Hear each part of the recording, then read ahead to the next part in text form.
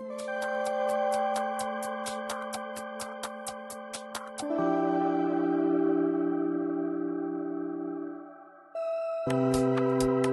à toutes et à tous. Bienvenue à ce panel sur le projet de règlement européen sur l'intelligence artificielle. Alors, je me présente, je m'appelle Pierre-Luc Désiès, je suis professeur à la faculté de droit de l'Université Laval. Je suis également co-responsable de l'axe droit, cyberjustice et cybersécurité de l'Observatoire. Et donc, c'est moi qui aura le plaisir d'animer cette merveilleuse discussion aujourd'hui. Alors, je vais être vraiment très bref et je vais vous donner 3 raisons pour lesquelles j'ai décidé d'être très bref. Le premier étant le sujet de notre conversation aujourd'hui, donc ce nouveau projet de règlement européen, projet très important qu'on doit réfléchir, qu'on va analyser aujourd'hui, qui a plusieurs nuances et subtilités. Donc, ça va nous prendre un peu de temps certainement pour aller creuser tout ça en profondeur. Première raison, un sujet très important dont on doit prendre le temps d'analyser. Deuxième raison pour laquelle je vais être très bref, on a déjà 3 panélistes d'exception qui vont nous présenter différentes conférences sur les règlements aujourd'hui. Donc, Céline Castet-Renard, Vincent Gautret et Yannick Menesseur. Je vous présenterai plus en détail au fur et à mesure que les présentations vont avancer. Et troisième raison pour laquelle je vais être très bref, c'est pour vous laisser un peu de place pour poser des questions à la fin.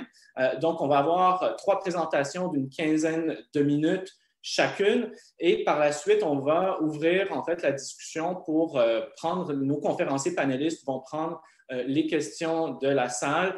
Sur ce point, je vous précise que les questions, on les prendra donc à la fin et que vous pourrez à ce moment les formuler par le biais de l'outil Q&R que vous voyez en bas de votre écran. Donc, si ça vous convient, je vais rester fidèle à ma promesse d'être très bref. Je passerai la parole tout de suite à Céline Castet-Renard, qui est professeure titulaire à la faculté de droit de l'Université d'Ottawa et titulaire de la chaire de recherche sur l'intelligence artificielle à l'échelle mondiale et finalement co-responsable de l'axe Relations internationales, Action humanitaire, droits humains de l'Observatoire. Donc, Céline, merci beaucoup d'être avec nous aujourd'hui et je te cède immédiatement la parole pour une présentation de 15 minutes. Merci beaucoup, Pierre-Luc. Merci à toutes et tous. Merci à l'Obvia de l'invitation. J'espère que vous voyez mon écran. Tout va bien? Oui? Ok, très bien. Il m'a été demandé de vous présenter dans les grandes lignes, de décrypter cette proposition de règlement de la Commission européenne qui a été publiée le 21 avril dernier. Alors évidemment, c'est un texte qui fait une centaine de pages avec 9 annexes, donc le décrypter en 10-15 minutes, c'est un peu une gageure. D'autant plus que j'aimerais qu'il y ait une conversation en miroir avec le Canada et avec le potentiel au Québec, en Ontario et au fédéral de manière plus générale. Donc, je vais essayer de donner les grandes lignes pour permettre cette discussion, cette conversation. Et ce qu'il faut peut-être comprendre, et ce qui est peut-être pas forcément très perceptible du Canada, c'est que ce texte-là s'insère dans un contexte normatif, dans un cadre légal extrêmement large de la Commission européenne, qui a commencé depuis plusieurs années, dès la Commission Juncker, la précédente Commission européenne, en 2015, sa stratégie numérique, et même avant en réalité. Mais en tout cas, c'est tout un contexte normatif qui s'est mis en place depuis longtemps. Et la commission von der Leyen qui a pris le relais, la Commission européenne, la nouvelle présidente de la Commission européenne qui a pris le relais à la fin de l'année 2019, a continué la politique et la stratégie numérique de la Commission européenne et a continué à compléter les textes ou les propositions, si bien qu'aujourd'hui, on a un certain nombre de propositions de règlement qui concernent le numérique, qui concernent la modération des contenus, qui concernent les marchés numériques, qui concernent l'intelligence artificielle, bien sûr. Et on est aujourd'hui dans un foisonnement, dans une espèce d'effervescence de la Commission européenne qui ne peut pas laisser les autres pays indifférents. Alors, sur la question plus spécifique de l'IA, on a déjà quelques dispositions dans le fameux RGPD, le Règlement général de protection des données, qui a été adopté en 2016, entré en application en 2018. On a déjà un article 22 sur le profilage et la prise de décision automatisée. On a déjà aussi des textes qui ont préfiguré la proposition de règlement. On a bien sûr les lignes directrices du groupe d'experts, le livre blanc de la Commission européenne qui nous dégageait déjà les lignes politiques de ce qui allait s'annoncer en février 2020 et ce qui est apparu donc en avril 2021. Et puis, 3 autres textes qui sont pour l'instant des propositions et qui viennent compléter le panorama. Le texte sur la gouvernance des données, un texte sur les services numériques qui concerne davantage la modération des contenus et la responsabilité des plateformes, et un texte qui concerne davantage le marché. Alors évidemment, cette proposition sur l'IA doit se comprendre dans ce contexte plus global et par exemple, les questions de données personnelles sont traitées ailleurs et doivent s'entendre en coordination, en articulation des normes. Et également aussi, la proposition de règlement de la Commission européenne a été adoptée le 21 avril dernier, enfin a été publiée le 21 avril dernier, et c'est accompagné d'une autre proposition de règlement qui a moins fait parler d'elle, une proposition de règlement sur les produits machines qui envisage la robotique et l'intégration, qui envisage les machines, les produits en général, mais en particulier la robotique, et l'intégration des systèmes d'IA dans les machines. Donc, là aussi, il faut entendre la proposition de règlement dans ce contexte d'articulation des normes. Donc, vous voyez qu'il y a une profusion qui n'est pas facile à comprendre vu de l'extérieur. Donc, cette proposition de règlement, je précise que c'est la Commission européenne qui a l'initiative des lois dans le contexte du droit de l'Union européenne. Et je précise aussi qu'il s'agit d'un règlement donc, qui a vocation à s'appliquer directement dans les États membres et non pas une directive qui, elle, doit être prise par le droit national. Donc, le choix du règlement est un choix politique fort. Et c'est vrai que sur les textes du numérique, depuis plusieurs années, ces textes du numérique sont majoritairement des règlements, sauf quand on est dans des compétences d'harmonisation, comme en matière de droit d'auteur, par exemple. Donc, cette proposition s'insère dans ce contexte, encore une fois, et une volonté politique forte dans le choix du règlement. Ce qu'il faut aussi comprendre dans le jargon du droit de l'Union européenne, c'est que cette proposition s'inscrit dans le cadre du marché intérieur. Donc, la base légale de ce texte est l'article 114 du traité de fonctionnement de l'Union européenne. Donc, c'est le marché intérieur qui est la compétence de base historique de l'Union européenne. Donc, l'objectif ici, c'est vraiment un objectif commercial. Et accessoirement, on a ajouté un peu tardivement dans les discussions l'article 16 du traité de fonctionnement de l'Union européenne qui concerne la protection des données personnelles, eu égard aux aspects en lien avec la reconnaissance faciale. Donc, on pourra y revenir. On est dans un cadre de marché intérieur, dans un cadre économique, et il s'agit ici de réglementer le marché et on va s'inspirer de règles classiques du marché intérieur et on va finalement encadrer l'objet de cette réglementation, c'est d'encadrer la mise sur le marché des systèmes d'IA ou la mise en service des systèmes d'IA. Donc, que ce soit un bien ou un service, peu importe, mais c'est l'utilisation, c'est la mise sur le marché et l'utilisation de ces systèmes qui va nous intéresser ici. Alors évidemment, il y a déjà beaucoup d'autres produits et services qui existent sur le marché de l'Union européenne, dont un certain nombre d'entre eux sont déjà réglementés par l'Union européenne depuis des années. Donc c'est ce qu'on appelle l'acquis communautaire dans le cadre des produits et services de sécurité. Et donc, il va falloir là aussi articuler les normes entre ces textes spécifiques qui encadrent certains produits et l'intégration de l'IA dans ces produits. Par exemple, en matière de jouets, on a déjà de la réglementation, tout ce qui est marquage CE et règles de sécurité des jouets.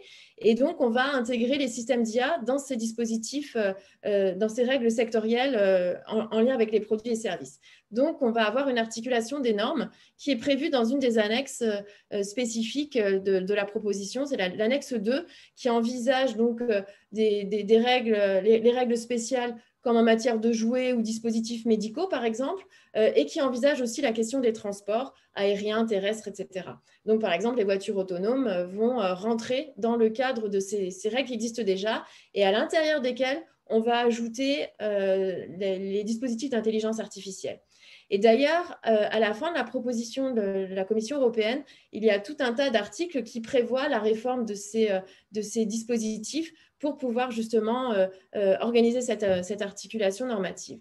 Donc, grande complexité, il faut vraiment comprendre cet ensemble. On peut noter l'exclusion de l'IA développée ou utilisée à des fins militaires, ce qui ne doit pas surprendre parce que ça n'est pas de la compétence de l'Union européenne, c'est simplement une compétence d'appui ou de soutien de l'Union en coopération dans ce domaine-là. Donc, c'est tout à fait légitime de l'avoir exclu, ce qui n'empêchera pas les États membres, bien sûr, de prendre des dispositions en la matière. Ce qu'il faut préciser aussi, puisqu'on est dans une logique économique et de marché, c'est que l'ensemble du dispositif est un dispositif de conformité. On est vraiment dans une logique de compliance avant la mise sur le marché. Donc, 80% des normes se situent avant et on va avoir quelques petites normes après la mise sur le marché et la surveillance du marché et le cycle de vie du produit après la mise sur le marché. Mais vraiment, l'essentiel, c'est d'encadrer ce que doivent être les systèmes d'IA avant d'être mis sur le marché. Alors, pourquoi faut-il encadrer les systèmes d'IA? C'est quand même une question importante qu'il faut se poser. Pourquoi l'Union européenne a-t-elle décidé de le faire? On sait qu'il y a beaucoup de principes éthiques qui ont été développés un petit peu partout dans le monde. Là, il s'agit vraiment d'un cadre légal avec des sanctions et on est vraiment dans un dispositif de loi, hein, vraiment une norme légale. On est vraiment dans de la juridicité. Pourquoi est-ce qu'on va au-delà? Parce qu'on estime qu'il y a un certain nombre d'enjeux et de risques sociaux qu'il faut considérer, qu'il faut adresser, eu égard à la complexité des systèmes, à leur opacité, eu égard aussi à la multitude de données d'entraînement, d'apprentissage et ensuite d'utilisation qui sont utilisées et qu'on ne maîtrise pas toujours, eu égard à une certaine autonomie des systèmes. Alors, je le mets entre guillemets parce que c'est loin d'être le cas de tous les systèmes.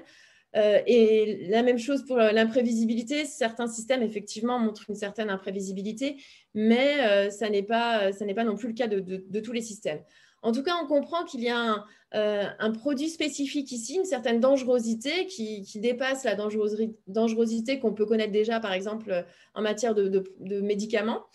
Et donc, on comprend qu'il faut un certain cadre pour s'assurer de respecter les droits fondamentaux, la sécurité, la santé, et aussi parce qu'on veut éviter une certaine méfiance, un rejet social, et on veut aussi qu'il y ait une acceptabilité, parce qu'évidemment, déployer des produits, des systèmes qui coûtent évidemment extrêmement cher, qui ensuite sont rejetés par le marché, par les consommateurs, ce n'est évidemment pas souhaitable. Donc, on veut aussi garantir cette sécurité juridique pour garantir le marché. Encore une fois, on est dans une logique de marché et donc pour s'assurer de respecter ces principes, finalement, il faut aller jusqu'à une force obligatoire de la norme et donc de la norme légale et pas simplement éthique telle qu'on a pu la voir se développer par ailleurs. Alors, je dois préciser aussi que le champ d'application de cette proposition est extrêmement large, qu'il s'agisse du champ territorial ou matériel. Cette proposition s'adresse d'abord aux fournisseurs de ces services, qu'ils soient publics ou privés, qu'ils soient situés sur le territoire de l'Union européenne ou non, dès lors qu'ils vont proposer des systèmes d'IA sur le marché européen. Il peut s'agir aussi, le critère de rattachement est aussi celui des utilisateurs. Donc, encore une fois, même si les fournisseurs sont à l'extérieur et que la mise sur le marché ne se fait pas nécessairement dans l'Union européenne, mais que les utilisateurs s'y trouvent, le texte aura vocation à s'appliquer. Et plus encore, même si ni les utilisateurs ni les fournisseurs sont situés dans un pays, mais que les résultats, les produits des systèmes d'IA ont un impact et sont utilisés dans l'Union européenne, le texte aura vocation à s'appliquer. Donc, ça va vraiment extrêmement loin et on voit bien qu'il y a encore une fois une logique d'extraterritorialité que l'Union européenne poursuit dans ses différents textes en matière de numérique. On peut noter une continuité de ce point de vue-là. D'un point de vue matériel, on peut noter aussi une définition très large qui vise des systèmes d'IA dont les résultats conduisent à des prédictions, des recommandations et des décisions. Ça, ce sont des définitions assez classiques qu'on trouve un petit peu partout, mais aussi qui concernent les contenus Et là, l'objectif est en particulier de viser tout ce qui est trafic, modification du contenu, tout ce qui est deepfakes, qui est effectivement une problématique adressée par le texte. Donc, j'insiste sur cet aspect-là parce que ça n'est pas pris en compte par tous les textes. Et aussi, ça c'est vraiment ce qui frappe le plus, la première annexe va détailler un petit peu les méthodes et les techniques concernées. On sait qu'il n'y a pas qu'une seule IA, mais des IA et des méthodes et des champs de recherche.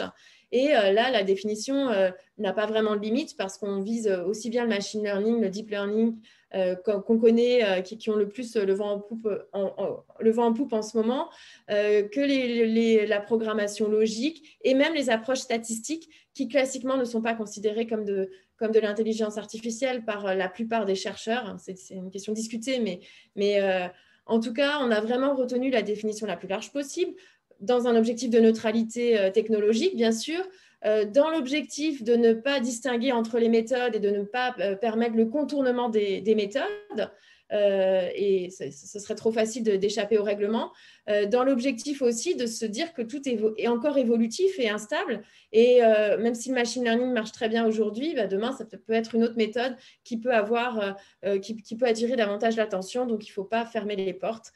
Donc, c'est l'objectif. Alors, ce qu'il faut aussi retenir, bien sûr, c'est que c'est un texte qui est basé sur les risques et il y a toute une gradation de risques, des risques inacceptables qui conduisent à l'interdiction des systèmes, aux risques les moins élevés.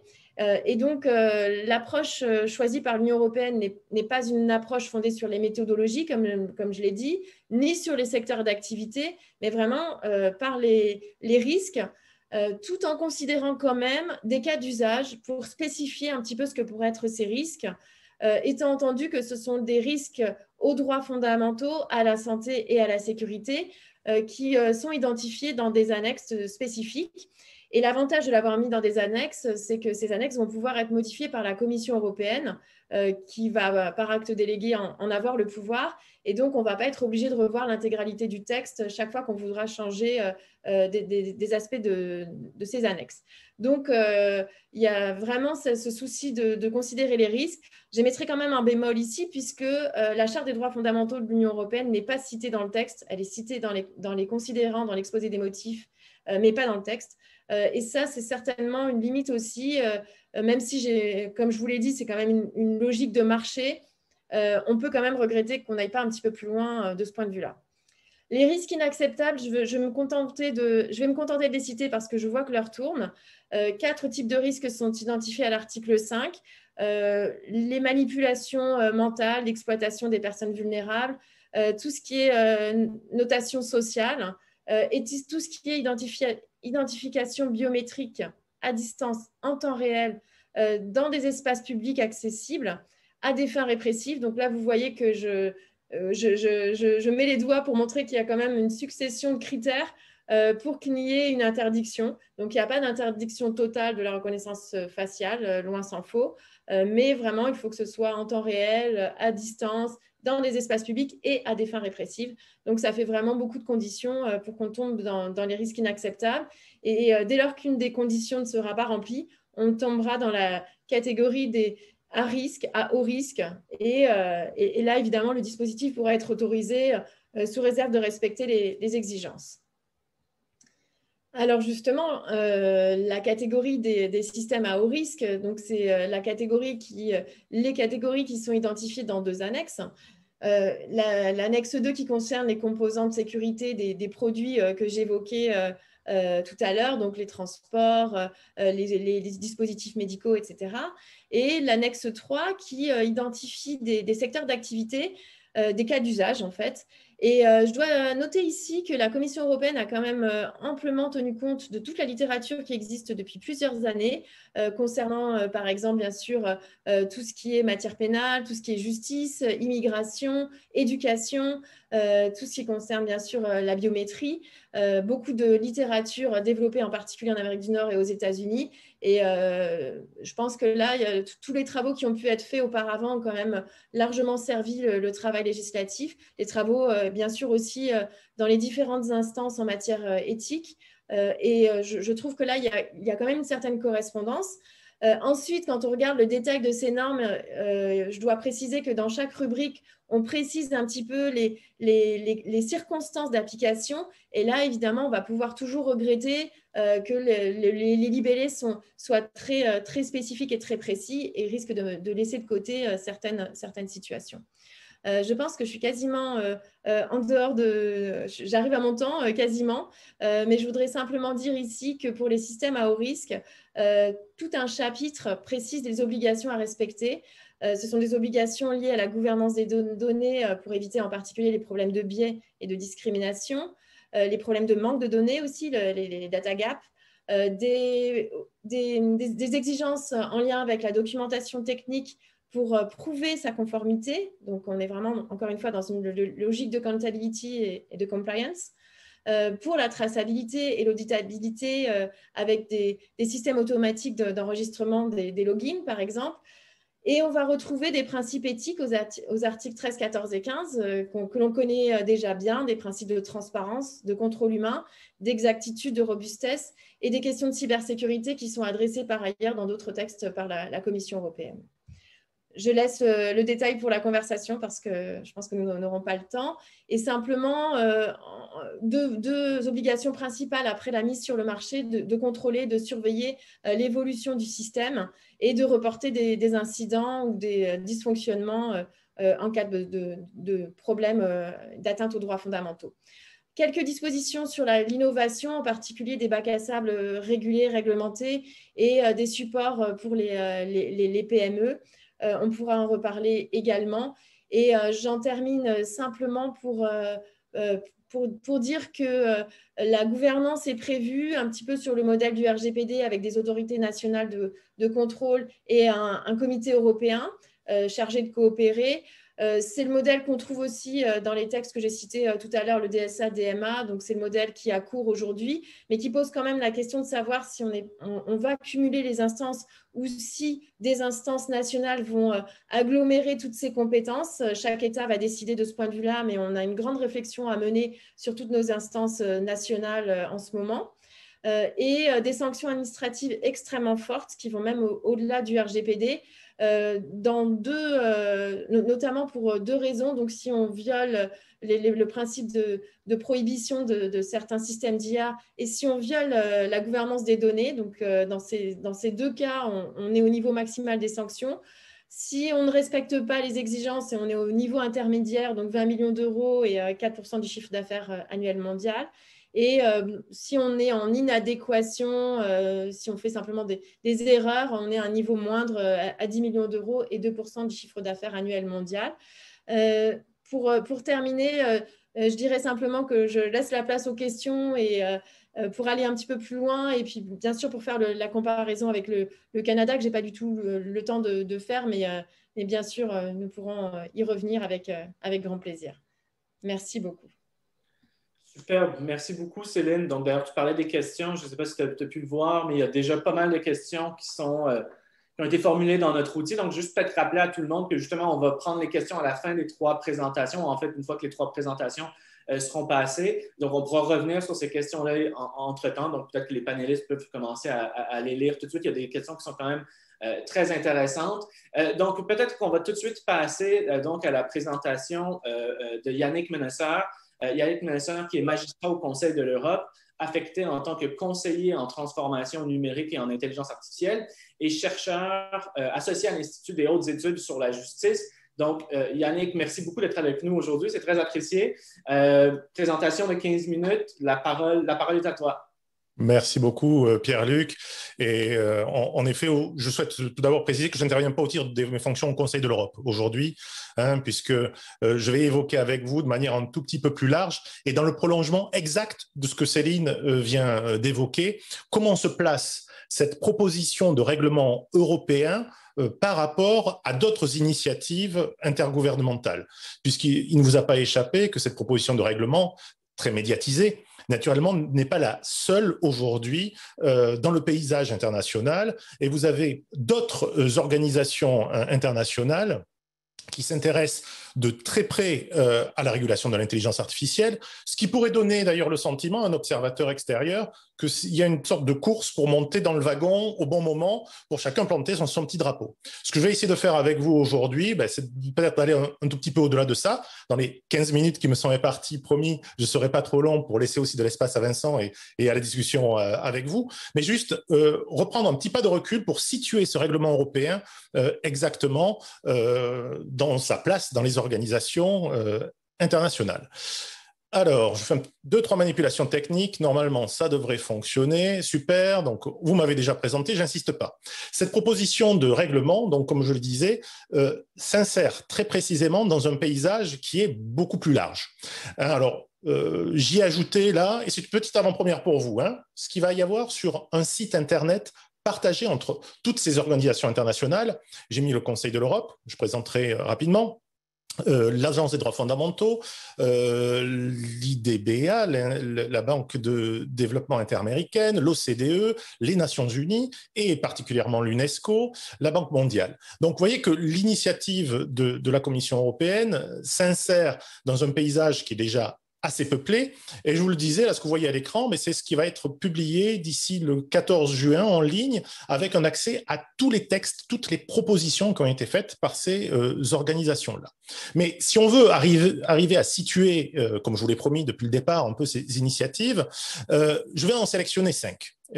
Parce qu'elles me semblent les plus signifiantes et parce que je pense qu'elles correspondent à une architecture qui est assez intéressante à examiner. Alors tout d'abord, j'ai sélectionné pour cette présentation le Conseil de l'Europe. De manière tout à fait claire, vous voyez qu'il y a les drapeaux, tout ça est assez, difficile parfois à comprendre pour des Européens, et j'imagine outre-Atlantique aussi, c'est compliqué à concevoir. Le Conseil de l'Europe n'est pas l'Union européenne. Le Conseil de l'Europe a été créé après-guerre, 1949, avec pour mission d'établir des standards pour les droits de l'homme, la démocratie et l'état de droit. Donc une mission antérieure et tout à fait singulière de l'Union européenne, qui a un mandat, elle, économique, d'intégration économique et d'une certaine manière politique aussi. Le Conseil de l'Europe, lui, focalise très précisément sur les droits de l'homme, la démocratie et l'état de droit. C'est pour ça 47 États membres, beaucoup plus que l'Union européenne, qui va jusqu'en Russie, également l'Azerbaïdjan. J'ai ajouté dans cette analyse, alors naturellement l'OCDE, avec ses principes, ainsi que l'UNESCO, qui a sorti quelques jours après la proposition de règlement de la Commission européenne, un nouveau projet de recommandation. Ce projet de recommandation avait déjà circulé, mais on est fin avril, et d'ailleurs au moment où on se parle, les discussions ont lieu entre les États, une recommandation également sur l'éthique de l'intelligence artificielle. Alors je vous ai mis les États membres, OCDE 37 États membres, l'UNESCO 193, donc ça intéresse aussi donc directement le Canada, et pour la Commission européenne, même si les fondements sont tout à fait distincts, puisque vous avez ce groupe d'experts de haut niveau, le IHLEG, qui a œuvré en 2018 essentiellement et 2019 avec des lignes directrices, et ce projet de règlement qui sont en réalité assez complémentaires. Alors, permettez-moi juste de dépiler. Excuse-moi Yannick, je me permets de t'interrompre parce que j'ai l'impression qu'il y a un problème d'affichage, on voit tout en tout petit, il y a plein de messages sur le... J'essaie d'envoyer un message à Guillaume. Je passe en plein écran. Je pense que ce sera beaucoup mieux pour tout le monde, de façon à rentrer un peu plus en détail dans... Et d'ailleurs, je vois là que sur mon écran, je vais peut-être un peu le corriger. On ne voit peut-être pas tout à fait encore tout de mon PowerPoint, mais je vais vous faire ça en direct. Il n'y a pas de souci. Comme ça, je pense que vous verrez un tout petit peu mieux. Voilà.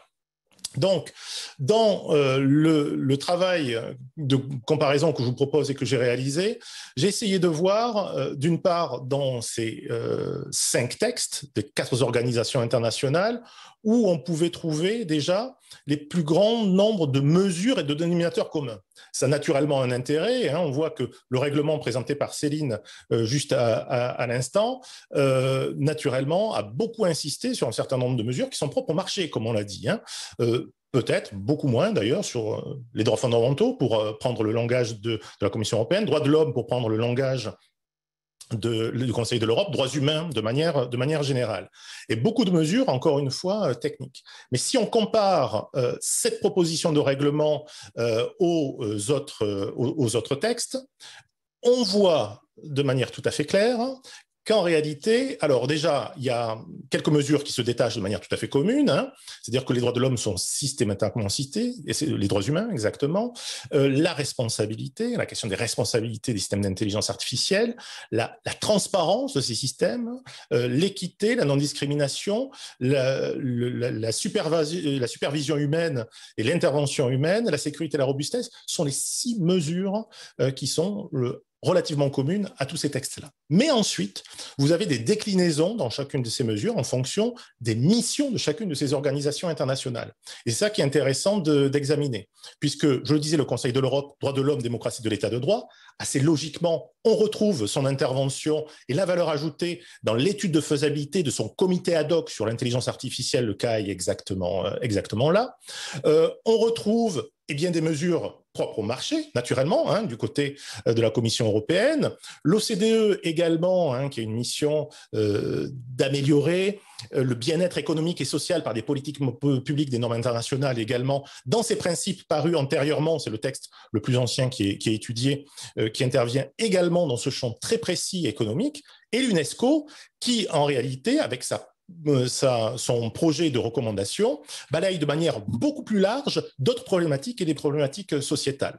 Donc, tout ça pour dire que si on devait établir un certain nombre de constats, pour la Commission européenne, bien, une proposition de règlement, on l'a dit, Céline l'a mentionné, principalement fondée sur la législation sur le marché intérieur, l'article 114 du traité, un tout petit peu moins, en effet, hein, sur l'article 16, qui n'intervient, comme Céline le mentionnait, que sur les questions de reconnaissance faciale, et une approche qui est fortement basée sur sur des risques. Hein. Céline nous a présenté cette pyramide-là, qui est destinée à assurer avant tout la sécurité de produits spécifiques que sont les systèmes d'intelligence artificielle. On est réellement sur de l'encadrement de produits spécifiques. On pourrait également parler de responsabilité du fait des produits défectueux, qui vraisemblablement, il y aura aussi certainement, nécessairement, des adaptations, mais l'objectif de ce règlement de la Commission européenne est réellement de s'insérer dans les acquis existants et d'apporter des réponses très spécifiques au système d'intelligence artificielle, sans pour autant compromettre la mécanique générale dans d'autres textes. Des mesures ex ante basées sur la mise en conformité, la notion de compliance est évidente, et d'ailleurs qui me laisse à penser, pour un peu anticiper mes conclusions, hein, qu'il y a un fort glissement possible de l'éthique qui était très omniprésente, fondée sur la philosophie morale, de la bioéthique, vers aujourd'hui des questions beaucoup plus de mise en conformité, de compliance, et les standardisateurs, hein, que sont l'ISO, le CNCLNELEC pour l'Europe, l'IEEE, enfin tous les standardisateurs qui vont avoir un rôle absolument majeur aujourd'hui dans la mise en place de ces dispositifs de conformité. Et j'insiste sur ça, c'est un mécanisme qui a vraiment vocation à s'insérer dans les législations existantes avec une très grande attention, hein, qu'il n'y ait pas en effet de recouvrement ou de contradiction. Pas du tout les mêmes fondements que le RGPD, on n'est pas sur les droits fondamentaux, on est sur les produits et on est sur, encore une fois, la sécurité des produits. La particularité des autres textes, et je ne veux pas être trop long, mais on veut juste donner quelques éléments forts. L'OCDE, pour le coup, le texte là est non contraignant. Le texte qui a été adopté en 2019, hein, ce qui est ces recommandations du Conseil, hein, de l'OCDE, on est sur des principes déclaratoires, avec d'ailleurs un terme qui est repris, IA digne de confiance, qui est similaire au vocabulaire de la Commission européenne. Hein, je vais vous découvrir un secret qui n'en est pas un. Les organisations internationales discutent entre elles, en réalité, et on voit qu'il y a un alignement très clair sur cette notion de confiance pour le marché. Et d'ailleurs, c'est dit, hein, et ça a été assumé par la Commission européenne, la question de la définition, hein, sur l'intelligence artificielle est empruntée très largement aux travaux de l'OCDE. Donc, il y a de vrais liens entre les textes. Cette forte influence, hein, également du texte de l'OCDE a intéressé un grand nombre de mesures, notamment les mesures sur l'innovation, hein, où l'impact de ces règlements sur les petites et moyennes entreprises aussi est quelque chose qui est pris très au sérieux et tout à fait en considération. Et je me suis, alors je ne sais pas si c'est le terme amusé, peut-être un peu, j'ai pris de manière beaucoup plus large des textes de la Commission européenne, j'en ai pris 25, j'ai pris 9 textes de l'OCDE et j'ai fait quelque chose de très basique. On n'est pas sur de la lexicométrie, j'ai juste étudié les fréquences de certains mots, vous voyez, que j'ai sélectionnés. Et on voit, c'est absolument clair, que la Commission européenne et l'OCDE ont une très grande prépondérance des mots trust and trustworthy, donc de tout ce qui est autour de la confiance, de notions tout autour de la confiance, avec une préoccupation, vous voyez, sur les droits fondamentaux, les droits de l'homme, un tout petit peu moins importante du côté de la Commission européenne, mais présente, et beaucoup plus discrète du côté de l'OCDE. Il n'y a en effet pas de mécanisme au sein de l'OCDE sur les droits de l'homme, même s'il se réfère aux travaux des Nations Unies.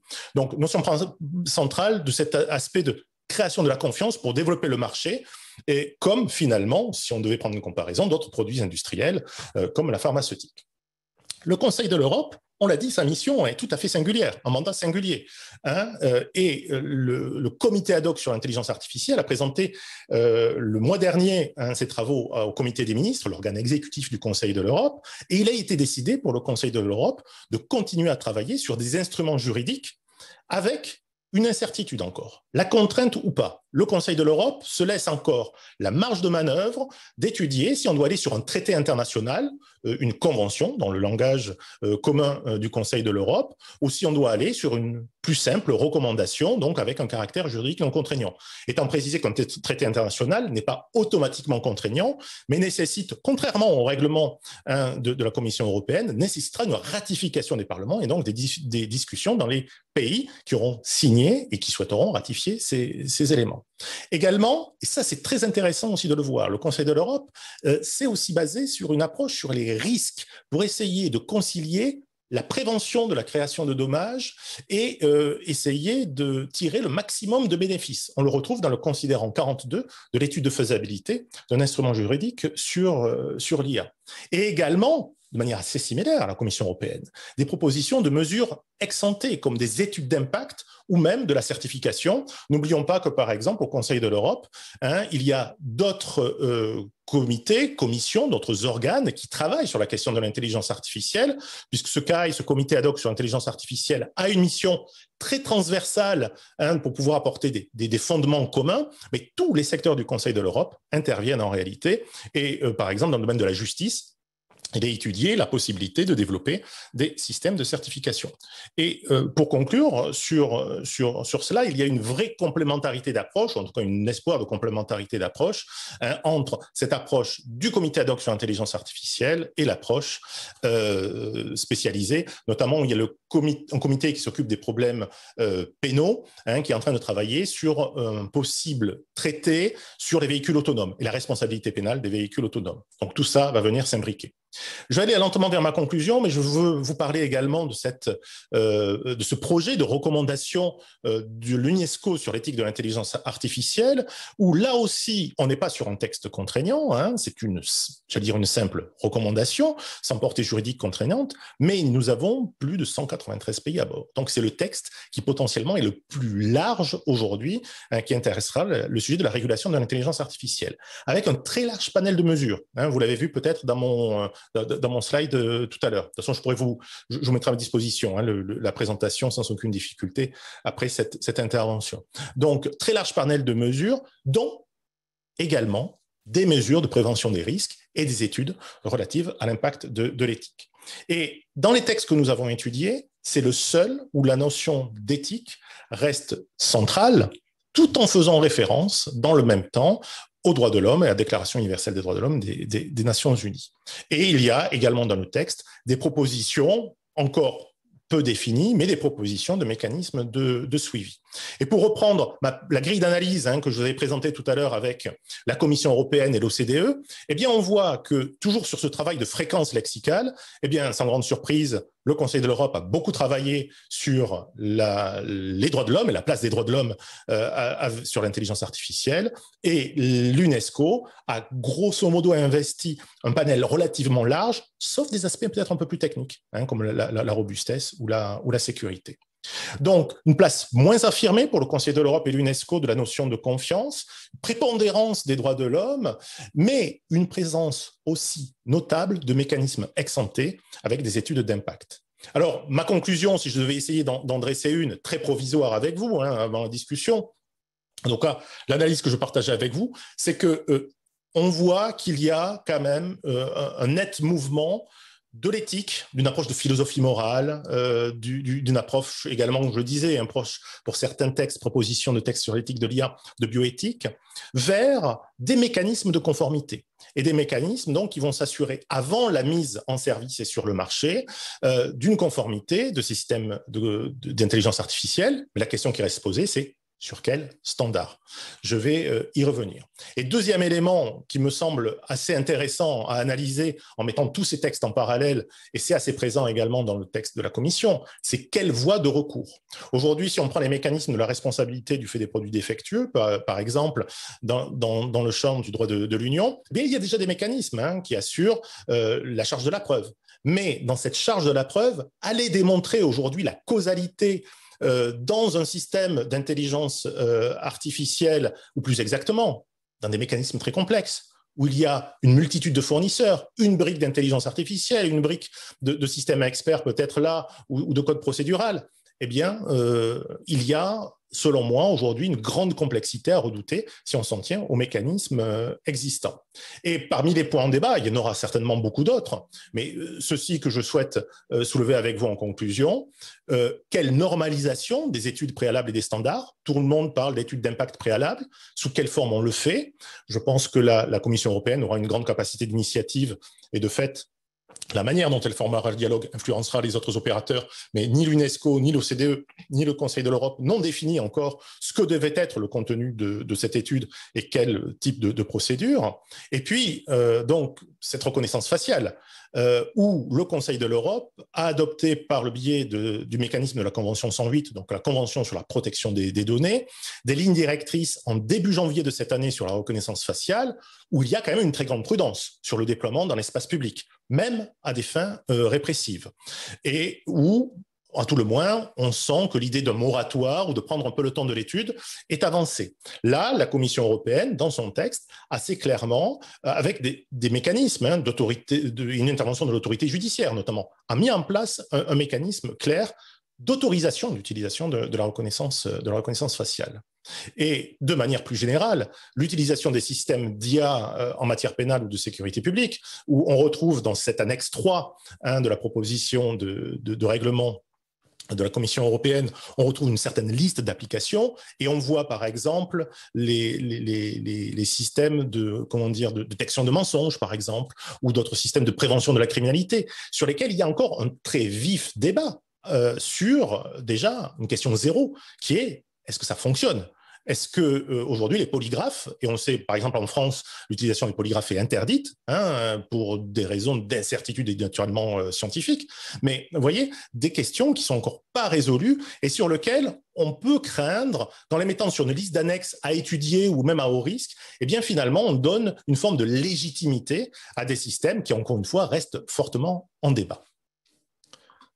Voilà, j'en ai terminé avec cette présentation qui est naturellement beaucoup trop rapide et sur laquelle j'ai raté certainement beaucoup d'éléments. Je la mettrai à votre disposition. Et puis, je suis impatient maintenant de pouvoir converser avec vous et échanger sur ce que j'espère vous aurez vu, cette forme de complémentarité, même sans mécanisme formel de coordination entre les organisations internationales, eh bien, le mécanisme de leurs mandats respectifs donne quand même un minimum de cohérence aux réponses fournies. Voilà, merci beaucoup de votre attention et à votre disposition pour la suite. Et je laisse la parole à mes collègues. Merci beaucoup, Yannick, pour cet bel exercice de comparaison, vraiment de choses très intéressantes. Avant de passer aux questions et aux discussions, on aura la présentation, par contre, de Vincent Gautret. Vincent Gautret, qui est directeur du Centre de recherche en droit public, professeur titulaire à la Faculté de droit de l'Université de Montréal et titulaire de la chaire Wilson sur le droit des technologies d'information et sur le commerce électronique, qui va nous donner un regard peut-être un peu plus canadien, je crois, sur le sujet. Donc, Vincent, merci beaucoup d'être avec nous aujourd'hui. Très content de te voir. Donc, On te laisse la parole, 15 minutes. C'est bon? Oui, merci beaucoup Lobvia. On est plusieurs supposément à organiser cette activité, mais c'est vous qui avez tout fait. Donc Christine, Guillaume, là, vous êtes devenus vraiment des pros des conférences en ligne. C'est un vrai plaisir. Je vais mettre mon 15 minutes, ça y est, c'est parti, pour être sûr de discuter, parce que j'ai vu la vingtaine de questions et qui sont toutes très savantes, très brillantes. Donc, je suis sûr que cette audience très nombreuse, la plus de 200 personnes, a beaucoup de choses à dire aussi et de belles questions à poser. Très rapidement, en fait, en 15 minutes, c'est court. Je vais commencer par une conclusion, en fait, comme je n'aurai pas le temps de finir, comme je le fais à l'occasion. Je crois encore à une législation qui intègre une approche assez principielle, assez générale. Et je crois aussi que c'est important de tenir compte des différences que j'appelle culturelles. Peut-être que vous me trouverez un terme, un adjectif plus approprié, mais qui intègre en fait les réalités tant en termes de vie privée que de gouvernance. Et c'est drôle en ce moment, quand on parle d'IA, moi j'ai toujours cette fameuse conférence qu'avait fait Gérald de Gaulle en décembre 1965 où rappelez-vous, pas se moque, mais alors c'est un discours complètement daté maintenant, mais avec l'Europe, il suffit pas de sauter comme un cabri. Et une chose qu'il dit dans sa présentation, c'est c'est important de prendre les choses comme elles sont. Donc un réflexe relié à la réalité des choses par rapport à ce que nous sommes d'une nation à une autre. Et justement, je crois que en lisant ce texte déterminant, hyper important dans une perspective canadienne, on voit malgré tout peut-être des distinctions tant en termes de vie privée qu'en matière de gouvernance. Et ce regard est d'autant plus important qu'au Canada, en ce moment, on a une vraie tendance à l'européanisation du droit, au moins pour trois raisons. La première, c'est que, assez paradoxalement, on a une pression de l'industrie, que ce soit l'industrie des avocats que l'industrie elle-même, qui dit tant qu'à avoir une législation chez certains de nos partenaires, autant avoir une législation comparable. Il y a une pression de l'Europe et aujourd'hui, c'est le 7e anniversaire d'un avis je pense, le Feu Groupe de travail 29, qui avait eu un avis assez critique sur la loi québécoise, 4 juin 2014, où il disait en fait qu'il y avait des précisions dans la loi qui devaient être faites. Et pression interne, en fait, parce que dans mon regard, vous allez voir, sur lequel je vais m'appesantir sur les critiques que je pourrais avoir comme Canadien sur ce règlement, cette proposition de règlement européen, il faut quand même dire que notre droit actuel au Canada, que ce soit au Québec que PIPEDA, que la loi fédérale, est totalement dysfonctionnelle. On a notamment en fédéral une loi totalement édentée, une loi Mickey Mouse avec très peu de sanctions, qui est totalement en rupture avec la réalité des choses. Alors pourtant, ces différences, je crois qu'elles existent et conformément à une dichotomie que tous les membres du CRDP connaissent bien, en fait, je crois qu'il y a différence au regard des trois composantes souvent que l'on donne à la justice, à savoir les valeurs de justice, les institutions qui participent à la mise en justice autour de l'IA et aux normes également qui sont nécessaires pour rendre justice dans le domaine de l'IA. Alors sur les valeurs, vision très théorique, basé sur un constat au départ assez bébête, là, selon lequel les valeurs sont différentes d'un pays à un autre. Je ne sais pas si vous avez lu ce texte de Kei Fu Lee, qui est un super investisseur, 15 milliards de venture capital à investir en Chine et dans d'autres pays d'Asie, où il montre en fait que l'IA là-bas va se développer parce que sur le plan technologique, il y a énormément de données parce qu'il y a une main-d'œuvre qui permet de taguer les données aussi à bon marché, mais aussi culturellement parce qu'il y a une fascination aux technologies et parce qu'à certains égards, il y a une tolérance à la surveillance.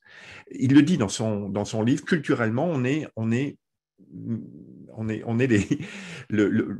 la culture la plus encline à utiliser de tels procédés-là. Je reviens sur les deux perspectives qui font l'objet de la présente conférence. Et je me suis, ces derniers jours, penché sur un livre où le président que le président a coécrit avec Karim Beniclef, qui est remarquable.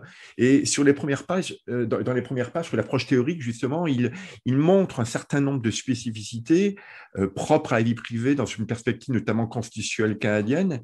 Et je vais me permettre d'identifier au moins 3 éléments, peut-être, qui font qu'il y a une différence avec l'Europe. Premièrement, je pense que il y a une suspicion naturelle, en fait, en termes de vie privée, donc sur les fondements en matière de vie privée, qui sont dirigés spécifiquement sur l'État, alors que la perspective européenne est plus concerne l'État, mais est aussi naturellement liée aux entreprises. Donc, même si notre loi a évolué, mais par exemple, au fédéral, les premières lois qui ont considéré la vie privée pour les entreprises, c'est PIPEDA en 2000. Et encore une fois, il y avait un moratoire, il y avait un délai de 4-5 ans pour que les entreprises s'accordent avec ce cas. Donc, ça fait une quinzaine d'années que les entreprises sont concernées. C'est un phénomène très récent en ce qui nous concerne. Également, il y a qui sont très clairement présentées. Il y a 2 positions assez claires en matière de vie privée. Donc, la vie privée considérée comme plutôt un moyen de contrôler des données et d'autoriser notamment à l'individu de contrôler ses propres données, ou davantage la vie privée comme un principe de liberté fondamentale basé sur la dignité humaine. Et ces deux, dans un contexte canadien, on voit que ces 2 positions cohabitent, mais qu'il n'y a pas forcément une généralisation de la vie privée comme un principe de liberté fondamentale, aux grandes dames de certains. D'ailleurs, je pense à un texte de Teresa Scassa, notamment, qui milite, ce qui n'est pas le cas actuellement, mais qui milite pour que le projet de réforme canadien soit basé sur un principe plutôt de dignité, de liberté fondamentale. Également, dans une perspective nord-américaine, je crois que la vie privée n'est pas moins vue en tout cas, de manière isolée, et davantage dans une perspective de concurrence entre différentes libertés concurrentes, de libertés fondamentales concurrentes. On le voit notamment dans une décision de la Cour d'appel Valiquette, notamment, qui présente très clairement ce principe-là, et dans un texte cité par Karim et Pierre-Luc, notamment, plus récemment. Alors, pratiquement, comment se traduisent ces différences? J'aurais pu vous donner une quinzaine d'exemples. Je suis en train d'écrire un papier là-dessus où j'essaye de les mettre plus... Mais moi, qui m'avait marqué en 2009, pour les Français, je ne sais pas s'ils s'en souviennent, mais il y avait eu le site Not2be. Not2be, qui était un site de ranking des profs, de notation des profs, où on ne pouvait pas mettre de commentaires. On pouvait simplement dire Céline Casté-Renard, je lui donne 19 sur 20.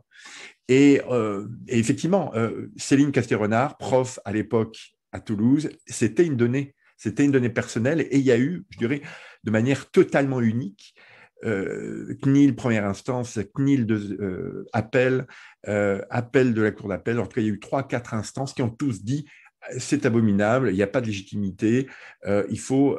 et d'ailleurs, on a fait cesser ce type d'éléments-là. Et encore une fois, dans une perspective de liberté d'expression, rate my professor, rate my teacher, my judge, je ne sais pas si ça existe, ce type de site-là perdure. Alors, on peut, à raison, sans doute dire que ce n'est pas très pertinent, peut-être que ça les remarque, mais en tout cas, il n'y a pas ce même positionnement culturel. Un autre exemple, la publicité des jugements. Publicité des jugements, si vous voulez savoir sur Calny, si j'ai eu un litige avec mon voisin, vous allez trouver Gautret contre voisin, si c'était le cas. Donc, situation qui est très différente, par exemple, d'un site équivalent type Légifrance que l'on peut avoir notamment en France ou dans d'autres pays européens. Droit à l'oubli, pas le temps de développer, mais encore une fois, une perspective très différente au Canada et en Europe. La notion de dommage aussi, et je me permets de citer l'excellente thèse de mon ancienne doctorante, Élise Gratton, qui a fait sa thèse là-dessus pour dire qu'en fait, qui dit PRP, qui dit protection de ressources personnelles, implique un certain niveau de dommage ou de risque de dommage associé à cet élément-là, notion qui n'existe pas ou peu, me semble-t-il, dans une approche européenne. Intéressant de voir aussi les comparaisons de notification de bris de sécurité, qui est une disposition qu'on a intégrée dans le droit canadien justement pour être en conformité avec l'Europe, où on a malgré tout un degré d'application qui est moins rigoureux ou moins strict. Et plus généralement, si je prends par exemple le projet de loi C11, on voit qu'il y a une volonté, comme en Californie, dans la loi californienne, une volonté de valoriser les données. Donc ça, c'était mon premier point qui, j'espère, était le plus long parce que ça fait 9 minutes. Deuxième point aussi, les différences sur les institutions. Et en lisant ce texte, encore une fois, hyper intéressant là, de proposition de règlement européen, on voit en fait qu'il y a une différence entre la structure fédérale qui est celle du Canada et la situation d'une union fédératrice, en plus de 400 millions de personnes, où il y a une volonté très, très, très, très, très forte d'harmoniser les règles. On veut avoir des règles communes, qui n'est pas du tout, je dirais, puis ça apparaît dans la première alinéa du premier article où on veut harmoniser les règles. Et ce désir d'harmonisation est beaucoup moins fort dans une perspective canadienne où nos deux solitudes, en fait, arrivent à cohabiter avec des règles qui sont très différentes, très, très, très souvent. Également, il y a une volonté, au-delà de cette volonté législative d'harmoniser, mais il y a une volonté d'intégration administrative où on voit dans la liste de définition au départ et aussi dans les obligations de notifying authority, notifying bodies, un très grand nombre d'acteurs que j'ai appelés administratifs, donc de structures administratives qui vont permettre notamment, et puis vous deux, dans ces lignes que Yannick avait identifié, ce terme qui nous est presque inconnu à nous, ex ante versus ex post. Les approches ex ante avec des structures administratives qui vont permettre en fait de créer des présomptions de conformité, ça n'existe pas chez nous. Et à cet égard-là, je pourrais vous donner des exemples. Je suis sur un comité de la CNUTSI en matière d'identité numérique où le groupe de travail travaille sur une loi modèle de la CNUTSI et on avait une proposition de loi modèle qui est basée sur le règlement eIDAS et on a complètement édulcoré cet aspect ex ante parce que ça ne correspond pas à la culture états-unienne. Et très souvent, dans ces forums-là, le Canada suit passablement la vision états-unienne. Retrait de l'État aussi sur cette structure institutionnelle. Je m'intéresse à une loi très québécoise qui s'intéresse aux technologies, notamment sur les questions de preuve et de sécurité. On avait un comité d'harmonisation qui a été un fiasco suite à une absence de volonté étatique de vraiment l'alimenter. Puis ce règlement eIDAS, excusez-moi, c'était l'exemple que je venais de donner juste avant. Donc, au niveau des fonctions de l'État, évidemment, il y a un rôle de sanction qui est nécessaire et à certains égards, encore une fois, je critiquais l'état actuel de notre droit qui n'a pas de sanctions suffisantes et les deux projets de loi, tant québécois que canadiens, tentent à changer justement cette situation de fait et veulent sanctionner en copier-collant d'ailleurs les solutions européennes. Mais aussi, je pense que l'État a assurément un rôle de guide et d'animation, plus peut-être que de production normative, et aussi à certains égards un rôle de négociation. En 2009, alors je sais que ça fait très longtemps, mais le commissariat édenté, sans aucun pouvoir de sanction, le commissariat fédéral en matière de vie privée, a réussi à négocier en 2009 avec Facebook, en 2014 avec Google sur les données sensibles, et avoir des résultats, au regard du peu de pouvoir qu'ils avaient, qui étaient quand même assez intéressants. En 2-3 minutes maintenant, mon troisième et dernier point sur les différences quant aux normes. Comme je disais, je pense que le réflexe législatif n'est pas le même. La prévalence de la loi qui existe manifestement, et puis je sais, moi je m'intéresse, comme je l'ai mentionné tout à l'heure, aux questions d'identité numérique, et hier est tombé une proposition de changement du règlement eIDAS, 88 pages que je n'ai pas eu le temps de lire à cause de ma préparation d'aujourd'hui. Donc, il y a vraiment une production qui est très forte, alors que si on prend par exemple le projet de loi 64, les modifications que l'on veut apporter passent par l'intégration de changements aux lois existantes. Donc, pas forcément de volonté, à tort ou à raison d'ailleurs, mais de chambouler l'état des règles en additionnant des nouveaux pans de droit, mais davantage en ajoutant des dispositions au sein des lois existantes.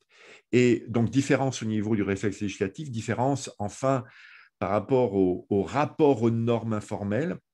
Et ça, c'est un vieux débat. Moi, j'ai commencé ma thèse en 94, toujours dans une version comparative entre Europe et Amérique sur les contrats numériques, et on avait déjà ce débat entre co-régulation et autorégulation. Et c'est vrai qu'il y a une tendresse nord-américaine vers les solutions d'autorégulation que l'on n'a pas autant dans une vision plus de co-régulation comme en Europe, où l'État a assurément un rôle à jouer. Puis encore une fois, pas de jugement de valeur. Moi, je pense que l'État devrait jouer un rôle davantage, plus présent en Amérique du Nord, mais que, encore une fois, la réalité des choses fait que ce n'est pas toujours le cas. Donc, on a une démocratie plus horizontale que la démocratie républicaine, pour reprendre une expression qui m'est chère, d'un auteur qui m'est cher, Guy Rocher, où on est face donc à une certaine délégation normative avec des lois, des règlements qui vont référer sans forcément les nommer à des normes communautaires, puis ensuite à des normes individuelles, des procédures, des PIA, des impact assessment de tout genre que l'on trouve dans le domaine de l'identité, de l'IA ou de la vie privée plus généralement, qui donnent lieu ensuite, conformément plus généralement à une solution ex post, à une reconnaissance judiciaire. Donc par le biais des témoignages, qu'ils soient experts ou simples, c'est souvent par le biais des tribunaux, donc suivant une solution, une vision ex post, que l'adoubement, si je puis dire, va être opéré.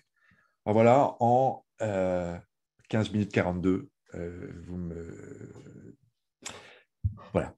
Au plaisir de répondre aux questions de cette audience très, très savante et très nombreuse. Merci beaucoup encore. Merci beaucoup, Vincent, pour cette comparaison avec le Canada, justement, dans un aspect un peu plus culturel. Alors, quand tu parlais de Note to Be, tu disais qu'il y avait des choses quand même assez abominables qui se passent. Moi, je pense que c'est donner 19 sur 20 à Céline, c'est quand même un problème, en fait. C'est ça qui est abominable, en fait. Très clairement, elle mériterait 20 sur 20. Donc, on voit qu'il y a des choses bizarres qui se passent.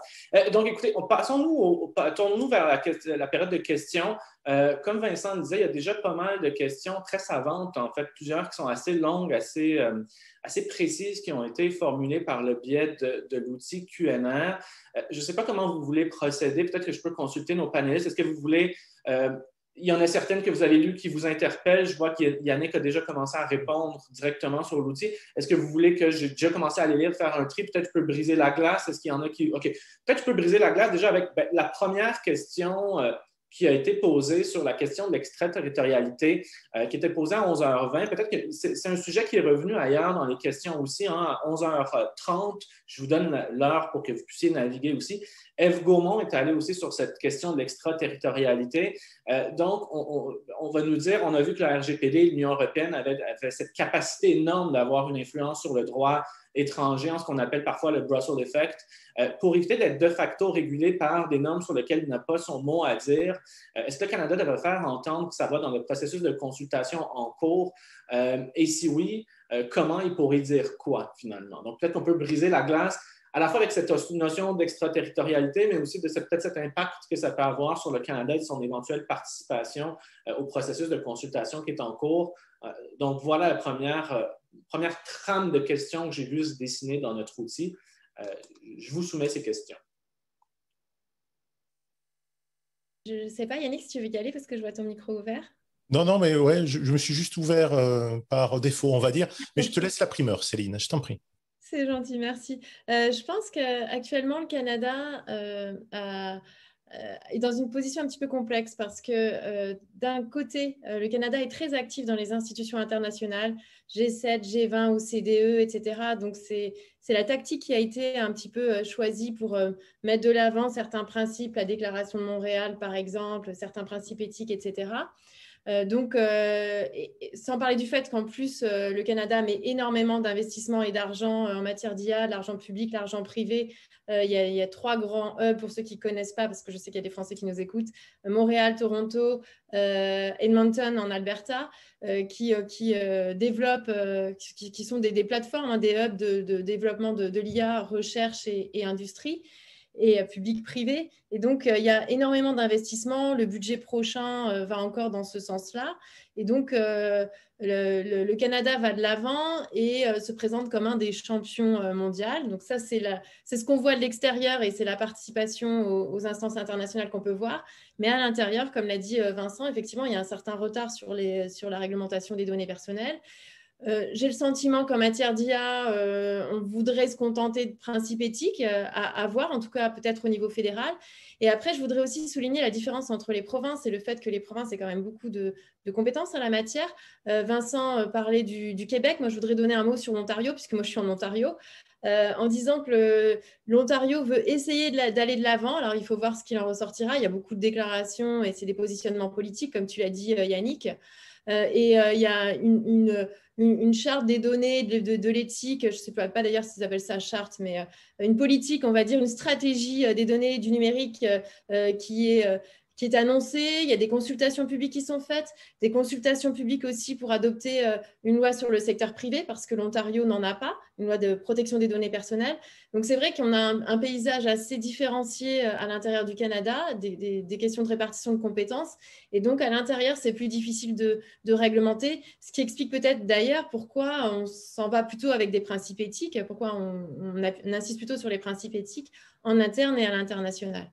C'est la remarque générale que je ferais. Quand on parle d'extraterritorialité de l'Union européenne, c'est la volonté de ne pas simplement se contenter d'un critère classique qui est de réguler les acteurs, les opérateurs qui sont sur un territoire. Ça, c'est ce qu'on faisait traditionnellement. Et avec le numérique, on essaie d'attraire en droit de l'Union européenne ceux qui agissent sur le territoire tout en ne s'y trouvant pas, ce qui est quand même une caractéristique du numérique, c'est qu'on n'a pas besoin d'être là pour agir. Si je peux continuer de mon côté, ça va aussi dans les deux sens, si je peux insister là-dessus. C'est-à-dire qu'on se retrouve avec des grands opérateurs privés, notamment, qui imposent des mécaniques de fonctionnement en Europe. Donc j'y vois, moi, encore une fois avec les limites de ma propre analyse, une vraie stratégie de l'Union européenne de façon à mettre le marché à un rythme qu'il maîtrise. Ça, je pense que c'est aussi assez important. Et donc, les effets de cette extraterritorialité, elle est évidemment recherchée. Hein. Je pense que c'est assez clair. Je ne révèle pas de secret là-dedans. Mais gardez en tête qu'il n'y a pas de vision monolithique entre les 27 États membres également de l'Union européenne sur la question de la régulation. C'est-à-dire que ce texte aujourd'hui est sorti sur initiative, comme l'a démontré Céline, de la Commission européenne, mais vous avez un groupe qui s'appelle les Digital Nine, même ils sont un tout petit peu plus, et plus exactement les ministères économiques et financiers d'un certain nombre de pays membres de l'Union européenne qui ont fait valoir de manière très claire à Bruxelles le risque d'une telle réglementation sur l'innovation. Pour reprendre un autre pas de recul, celui du Conseil de l'Europe que je connais un peu mieux, avec les 47 États membres. De même, vous avez à peu près les mêmes pays et d'autres qui s'ajoutent aujourd'hui à une très grande prudence sur la régulation, de façon à ne pas prendre de retard par rapport à d'autres concurrents, qu'ils soient américains ou qu'ils soient asiatiques. Donc, la volonté aujourd'hui qui est traduite est une volonté politique évidente, qui est la traduction d'assez longue date d'une reprise en main de la régulation du numérique. Pensons aux effets de certains laissés-faire qu'il y a eu sur Internet et les conséquences qui sont constatées d'un point de vue européen. Donc tout ça rentre dans cette mécanique-là. Et pour terminer, je rappelle que le Canada, en tout cas dans ce qui est de relation avec l'Europe, est observateur aussi au Conseil de l'Europe. Et nous avons eu des contributions tout à fait consistantes et substantielles de la part des représentants de l'autorité fédérale canadienne à nos travaux au Conseil de l'Europe sur la régulation de l'intelligence artificielle. Et tant mieux, je vais dire, parce que ça permet en effet de nourrir un échange. Mais maintenant, comme le soulignait Vincent, et je vais lui laisser la parole, on a de vraies différences culturelles. Parfois peut-être un peu moins de valeur que d'autres pays, ça c'est clair aussi. C'est-à-dire que on voit aujourd'hui naturellement, et le livre de Kai Fu Lee que j'avais lu aussi m'avait choqué sur ça, en disant finalement la présence de la surveillance chez nous, il y a une sorte d'autodiscipline, d'autocontrôle comme ça qui est assez naturelle. Donc il ne faut pas le perdre de vue. Mais on a des choses à faire ensemble. Dans ce dialogue transatlantique, moi aujourd'hui j'en suis un fervent défenseur parce que c'est pas les uns contre les autres, c'est les uns avec les autres, de façon à ce que le système de valeurs auquel nous tenons, et moi je pense aux droits humains, c'est quelque chose qui me semble avoir aujourd'hui un peu de sens, qui ne sont pas le marché, qui ne sont pas l'éthique, c'est des choses tout à fait différentes, importe et nous devons certainement aujourd'hui nous focaliser sur ces questions-là pour que ces développements technologiques, qui sont fantastiques, je suis un vrai geek, je vous l'avoue, et donc j'en suis très fasciné, mais dans le même temps, on voit qu'il faut avoir une vraie raison et les piliers que nous avons construits aujourd'hui sur les droits de l'homme, la démocratie et l'état de droit ont du sens et nous devons les partager, voire les repartager. Deux choses pour continuer un petit peu sur le même point. Sur l'extraterritorialité en tant que telle, je pense que je l'ai dit, en fait, je pense que c'est maintenant l'article 40 du RGPD là, qui fait qu'on doit avoir un système équivalent, et notamment l'avis 2014 avait été mal vécu. Je me demande si ce n'est pas mon collègue Pierre Trudel là, qui a évoqué une vision très, très colonialiste de l'Union qui voulait en fait imposer des manières de faire dans des pays qui avaient des cultures différentes. Mais malgré tout, on est entièrement d'accord. Je pense qu'on a un vrai intérêt conjoint à participer à une discussion entre les deux côtés de l'Atlantique. Le deuxième point, aussi peut-être une différence, je me souviens qu'il avait été soulevé dans une étude de Georges Azaria, le collègue de Pierre-Luc, qui montrait, concernant Google, en fait, qui construisait l'avion en vol. Et c'est une approche très, très américaine. En fait, ils utilisaient les recours judiciaires pour savoir un peu le niveau d'acceptation de la part de la population. Et ça, c'est une approche qui est très différente du règlement, dans le sens où on y va, il faut être les premiers, on initie des nouveaux outils, on innove, et on s'adapte par la suite avec des cadres régulatoires qui permettent d'être en conformité avec les attentes, notamment des organismes de contrôle. Donc ça aussi, c'est un trait peut-être de caractère, de culture, qui est un peu différent entre l'Europe et l'Amérique, même si ce n'est pas univoque, comme le disait Yannick. Je pense hier, il y a notamment, alors je ne sais pas plus qu'est-ce qu'elle est maintenant, elle a été ministre, je pense que c'est Mme Pécresse hier qui a fait une sortie publique qui disait mais attention, maintenant il faut brancher les caméras, on a besoin d'une IA pour faire parler les caméras. Donc cette volonté d'innover, on la trouve effectivement partout comme Yannick l'a dit. Merci Vincent. Donc, je ne sais pas si les présentateurs avaient des questions qu'ils ont lues dans le chat qui les interpellaient. Je vais essayer de vous donner l'opportunité aussi de jouer sur les questions qui vous intéressent. Là, je peux continuer à vous dire. J'essaie de voir comment on peut faire le tri dans celles qui ne sont pas trop précises, celles qui amènent un peu une discussion, mais celles qui reviennent aussi sur certains des éléments qu'on a peut-être vus dans le cadre des échanges. Est-ce qu'il y a des choses, vous, qui vous interpellaient, auxquelles vous voulez répondre? Céline, ouais? Oui, moi, je voudrais revenir sur la responsabilité. Il en est question à plusieurs reprises. C'est vrai que ce n'est pas très simple de comprendre. Ce que je voudrais préciser, c'est que ce n'est pas parce qu'un système ne serait pas considéré comme étant à risque que le régime de responsabilité ne s'appliquerait pas. Donc évidemment, on va considérer les impacts et on va considérer la façon dont le règlement a été appliqué dans son ensemble. Et même si on se focalise beaucoup sur les hauts risques ou sur les interdictions, ce qui est en dessous, si je puis dire, on a une catégorie intermédiaire pour certains systèmes d'IA qui réclament de la transparence en matière de deepfake et d'agents conversationnels notamment. Et on a un degré où, en cas de faible risque ou risque minimum, on encourage quand même à l'adoption de codes de conduite. Ce que je n'ai pas eu le temps de dire, c'est qu'il y a aussi une articulation des normes, soft law et hard law, qui est assez intéressante, je pense. Et je pense qu'en ça, il y a quand même une convergence dans la façon de faire la norme. Alors, ça reste très administratif, la façon de rédiger, etc. Quand on le regarde, ça reste vraiment du droit de l'Union européenne.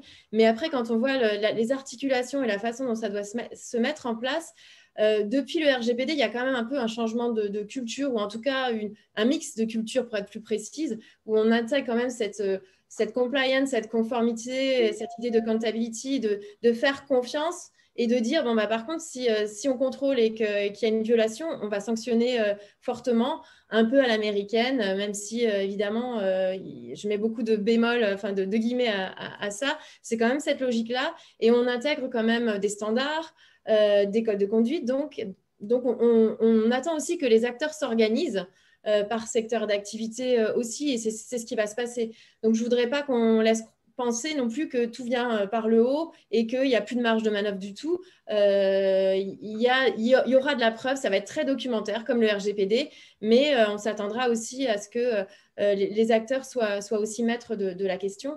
Et puisque je parle des États-Unis, je voudrais aussi, puisque Caroline Lekenrod qui devait apporter une information complémentaire par rapport aux États-Unis, je voudrais aussi faire une petite comparaison avec la stratégie qui est adoptée par les Américains. Comme souvent, ils ne vont pas surrajouter des normes comme l'Union européenne aime le faire. Hein. Ils vont plutôt se contenter de garder ce qu'ils ont déjà. Et la FTC, la Federal Trade Commission, qui est compétente en matière de données personnelles, de concurrence et de consommation, données personnelles pour certains textes en tout cas, a publié sur son site un billet de blog pour dire attention, si vous développez des systèmes d'IA, vous devez respecter un certain nombre de lignes directrices et de principes qui sont rappelés, et vous devez aussi respecter la loi, notamment la section 5 du FTC Act, qui concerne les consommateurs et tout ce qui est désinformation, tout ce qui est tout ce qui concerne la survente en fait des produits, tout ce qui est j'ai pas le mot en français. Pardon. Voilà, c'est ça, information trompeuse, exactement. Donc, la FTC dit attention, je vais regarder, je vais surveiller. Donc, ce n'est pas non plus un no man's land aux États-Unis. Et puis, tout ce qui relève de la santé, parce que c'est quand même un secteur dans lequel ça se développe beaucoup, c'est la FDA qui a aussi publié des lignes directrices, des recommandations en matière de dispositifs médicaux intégrant l'IA. Donc, il faut aussi voir que même si la façon, comme l'a dit très bien Vincent, même si la façon d'aborder les choses est différente, ça ne veut pas pour autant dire que rien n'est fait. Et donc, la FTC même un jour avant, la veille ou l'avant-veille de la sortie du texte européen, a fait ce communiqué sur son site internet, ce qui n'arrive jamais. Donc, c'est quand même un acte fort de la FTC. Si je peux me permettre, exactement dans ce prolongement-là, on est, avec le projet de règlement européen, sur des règles d'organisation du marché. Donc, très clairement, on organise la manière dont les acteurs vont se saisir de ça. Hein. Et tout derrière, il y a un rôle extrêmement important qui va être donné au CNELEC, hein, donc l'organisation de standards, de standardisation européenne, pour intervenir sur les produits. Donc là aussi, moi j'y vois, pour avoir discuté avec des observateurs de l'IEEE, hein, l'I3E, hein, qui sont au Conseil de l'Europe et qui sont intervenus, une vraie filiation de pensée en se disant que par les standards, on ne vient pas se substituer aux droits fondamentaux, on ne vient pas se substituer aux droits, mais on les traduit de manière diagonale, je ne sais pas si c'est le bon terme, de façon à ce qu'il y ait des règles compréhensibles par les acteurs industriels du marché pour assurer la conformité. Donc, attention aux malentendus hein, quand on parle de textes, en effet, contraignants. La contrainte qui est ici produite par ce règlement, premièrement, est complémentaire des autres textes existants. Hein, et elle a bien pris garde de ne pas répéter des choses qui existaient, mais ce n'est pas parce que ce n'est pas présent dans le projet de règlement, pardon, la proposition de règlement sur l'IA, qu'il n'y a pas de régulation. Comme le disait très bien Céline, par exemple, hein, la responsabilité du fait des produits défectueux s'applique tout à fait pour tous les systèmes d'intelligence artificielle. Ils ne sont pas exclusifs l'un de l'autre, clairement pas. Et ce n'est pas du tout la volonté du législateur européen de ce point de vue-là. Donc voilà, donc je pense que c'est important de garder en tête qu'on est sur un instrument qui, d'un point de vue d'ailleurs de la société civile, je pense à l'intervention notamment d'Access Now, hein, qui est aussi parmi les observateurs au Conseil de l'Europe. Access Now a regretté, par exemple, que ce texte-là ne soit pas basé sur des droits et plus basé sur du risque. Et si aujourd'hui, on a une analyse juridique à faire de ce texte-là, on peut regretter qu'il n'y ait pas plus de droits fondamentaux, humains, etc., parce que ce n'est pas son objet, tout simplement. Et c'est un objet aujourd'hui qui vient, encore une fois, réguler le marché, et ça, c'est très important à garder en tête. Et donc, même si la forme, et je suis tout à fait d'accord avec Vincent, la forme est tout à fait différente, l'approche est très verticale, la philosophie derrière est finalement assez compatible pour organiser des règles de commerce, mais dans laquelle on se trouve, et là c'est un autre sujet, sur de la concurrence commerciale. Oui, je voulais juste une minute pour dire qu'effectivement, la responsabilité, enfin la directive sur la responsabilité du fait des produits défectueux s'applique. Certainement, comme l'a dit Yannick tout à l'heure, elle va devoir être adaptée. Et je voulais juste signaler que le Parlement européen a fait une proposition en ce sens pour modifier ce texte. La responsabilité du fait des produits, du fait des systèmes d'IA sur le modèle de produits défectueux Le Parlement européen n'a pas l'initiative, mais c'est une façon d'inciter la Commission européenne à prendre des normes. Donc, c'est vraiment le début de tout un tas de normes qui va suivre, c'est sûr et certain. Parfait. Est-ce qu'il y a d'autres questions qui interpellent nos panélistes? Sinon, moi, j'en ai une petite en tête aussi. Si je peux me permettre, oui, vas-y, Vincent. Au regard des questions, il y a je m'excuse, je me souviens plus de son nom, mais une personne qui faisait la comparaison et qui disait oui, mais au Canada et aux États-Unis, on a par exemple une structuration très forte en termes de certification dans le domaine de l'aviation. Et j'aurais simplement à dire, peut-être plus théorique que pratique, mais faisons attention au principe analogique, en fait, à l'interprétation analogique. Je pense que le marché de l'aviation est complètement différent. C'est un marché d'entreprises peu nombreuses, avec un très fort niveau de risque, là, genre un avion qui tombe, 300 morts. Donc, il y a des différences qui sont faites. Le médicament est intéressant comme comparaison, même si au Canada, justement, les règles sont, à mon avis, différentes de celles de l'Europe. Deuxième commentaire de Christophe Abrassard sur, assez étonnant, on n'intègre pas la composante, conformément à sa marotte, là, qui n'est pas une marotte, là, qui est fondamentale, là, mais son intérêt pour l'écologie. Et je trouve que ça devrait effectivement d'intégrer, comme on le fait dans les PIA. Hein. Quand on fait un PIA, on doit mesurer l'efficacité d'un produit. Ben, dans un travail conjoint avec Céline Caribini-Clef, notamment, qui avait fait ce commentaire-là, lui évoquait la nécessité d'intégrer un principe de justification sociale, un petit peu conformément aux standards que l'on trouve dans des arrêts constitutionnels comme Oaks en 86, où un outil d'IA présente-t-il de manière tout à fait globale plus d'avantages que l'inconvénient, les composantes écologiques étant un des éléments. Dernier point, si je peux me permettre, pour revenir sur le propos d'Yannick, je crois effectivement, et encore une fois, moi j'ai ciblé sur les différences culturelles, mais évidemment, il y a des points conjoints. Et un point, à mon avis, c'est que comme juriste, on ne regarde que trop peu les normes techniques qui vont être dans tous les systèmes déterminants. Le centre de gravité, très souvent, va se situer là. Et comme juriste, c'est une immense erreur, comme éthicien aussi, d'abandonner ce domaine au simple domaine informatique.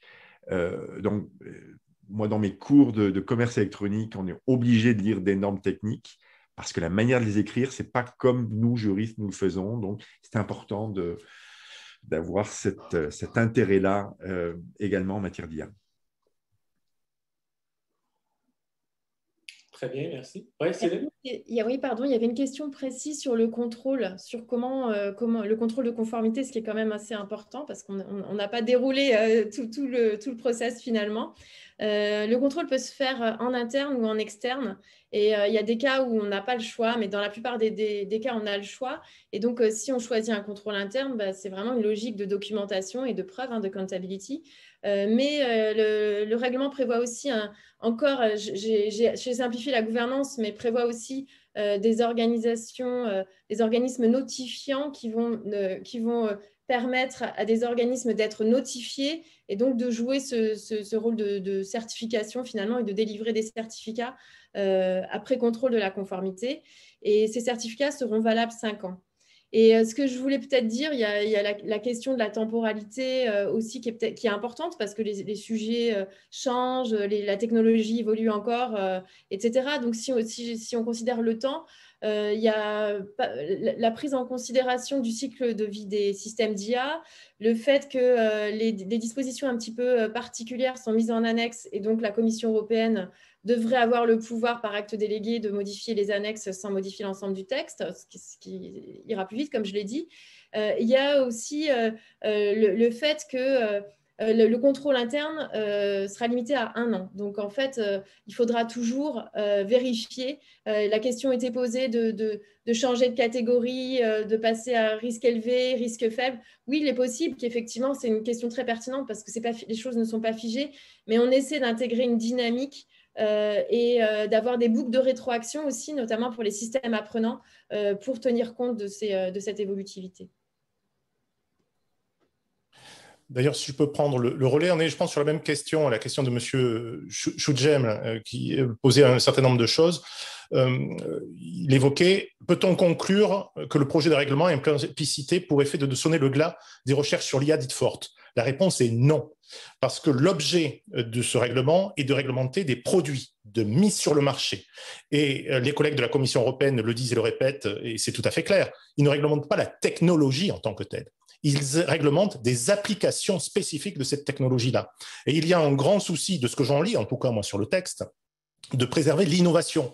Regardons ces dispositions sur, par exemple, les boîtes à sable réglementaires, c'est-à-dire des capacités, des lois d'expérimentation où l'on pourrait, pour justement autoriser les petites et moyennes entreprises de rentrer sur le marché, avoir des conditions d'observation. Ce n'est pas le bon texte. Alors, les règles de droit s'appliquent, c'est clair, mais on est sur un cadre où on s'y essaye sur un temps déterminé et sur des modalités déterminées. Donc, l'esprit, encore une fois, de ce texte, moi, me semble pas avoir été bâti. Au contraire, bien au contraire, il est bâti sur l'idée que l'innovation doit pouvoir être encouragée.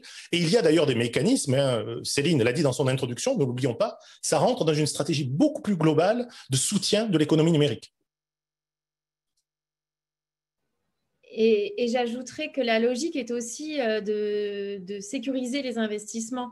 Je pense j'ai cette conversation assez régulièrement, mais je pense qu'il ne faut pas opposer loi et innovation et de voir la loi uniquement comme un cadre, mais c'est comme une contrainte. C'est aussi un cadre et donc ça permet aussi aux opérateurs de savoir comment opérer, où opérer et quelles sont les limites.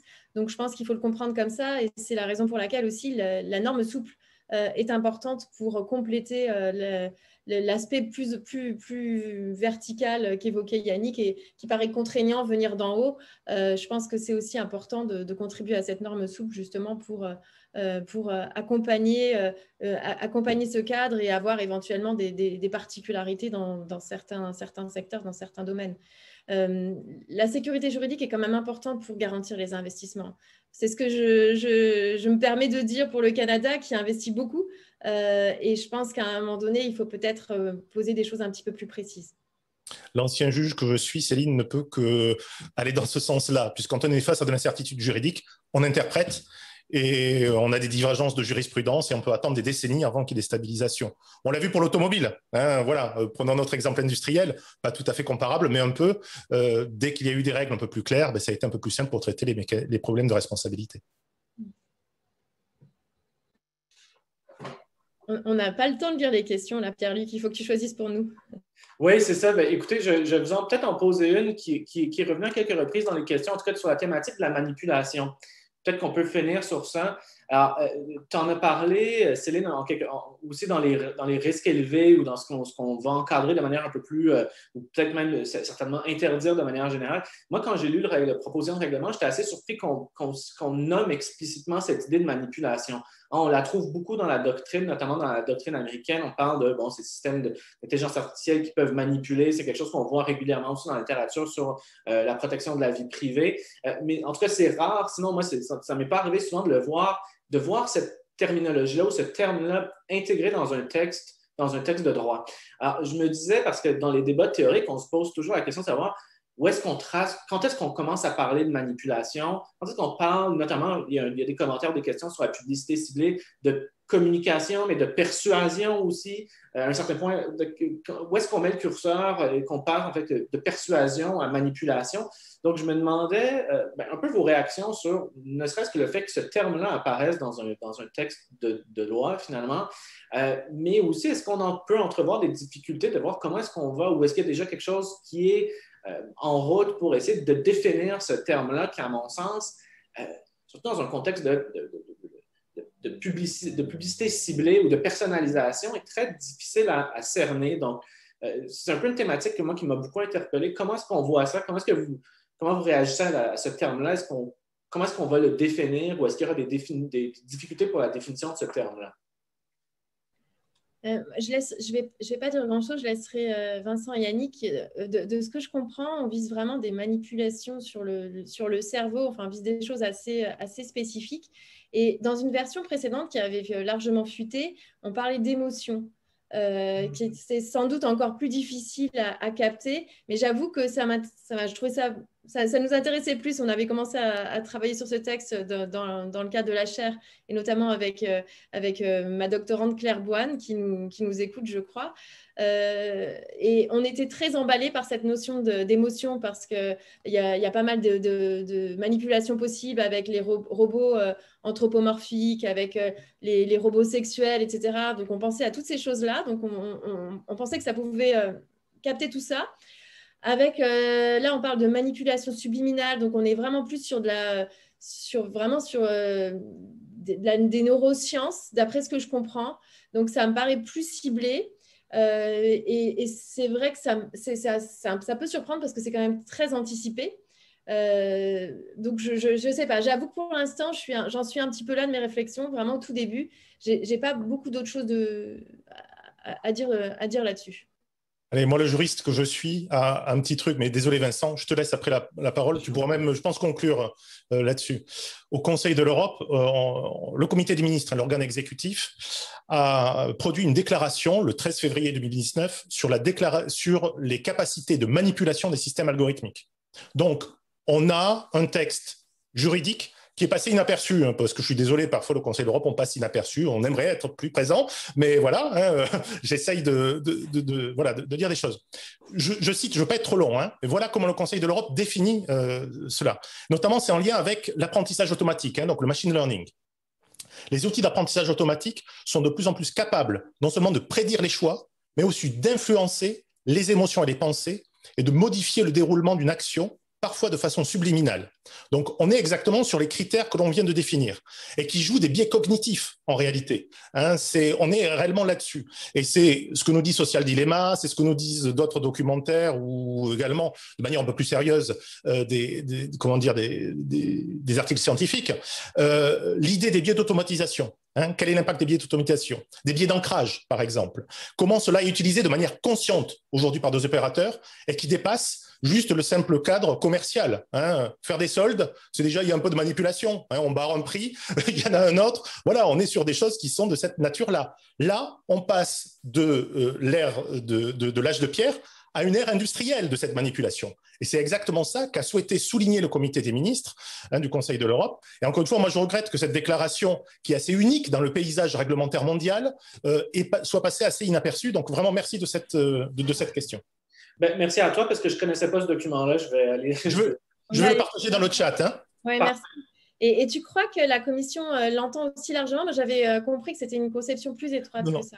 Non, absolument, Céline, tu as raison. Si on prend deux états du texte, il y avait une fuite du projet qui avait été réalisé par Politico, je crois. Le texte était un peu plus large et pour tout dire, je pense qu'il avait dû y avoir un peu d'inspiration de ce qu'avait fait le Conseil de l'Europe là-dessus. Et on voit, et pour des raisons que je n'ai pas commentées ici, que j'ignore complètement, on voit qu'il y a eu beaucoup plus de prudence dans le texte final. Mais n'oublions pas, ce projet de règlement, cette proposition de règlement va être discutée maintenant. Le RGPD a été discuté. Et je ne doute pas que le Parlement européen va remettre sur la table exactement cette question-là. Donc, un dossier à suivre. Vincent? 2 points qui ne sont pas conclusifs, mais qui vont être très rapides. Le premier point, c'est que les principes flous, en droit, on est obligé d'en avoir. On est habitué d'en avoir. Le bon père de famille, qui heureusement a été remplacé par la personne raisonnable, quoi de plus évanescent et large que ça. Le deuxième point, et puis moi qui puis avoir un regard un peu chagrin sur ce texte, là, pour les raisons évoquées, je crois que c'est intéressant dans le domaine de l'IA d'avoir des prescriptions, d'avoir des visions prescriptives, d'avoir des obligations sur les producteurs de contenu. Et à cet égard-là, nous, les dispositions très, très faiblardes que l'on a dans les 2 projets de loi ont très peu, d'ailleurs, à part peut-être un peu l'explicabilité dans le projet canadien, qui est intéressant,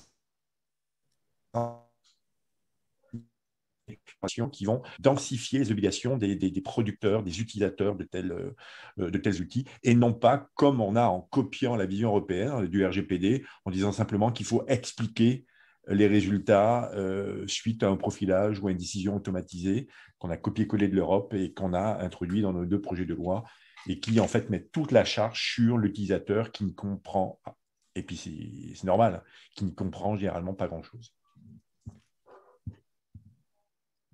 Superbe. Donc, déjà 12h35.